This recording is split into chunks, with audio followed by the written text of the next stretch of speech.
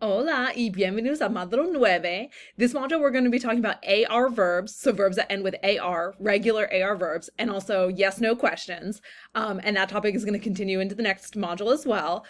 So make sure you go over the readings and the videos. We also have here pronunciation review because this module we have the second pronunciation project.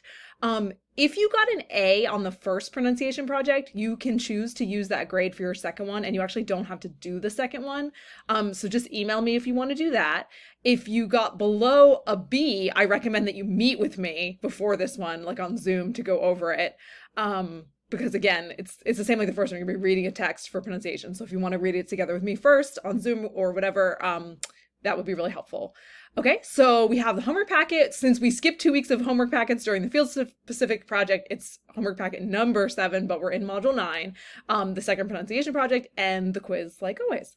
Let me know if you have any questions. Y nos vemos pronto.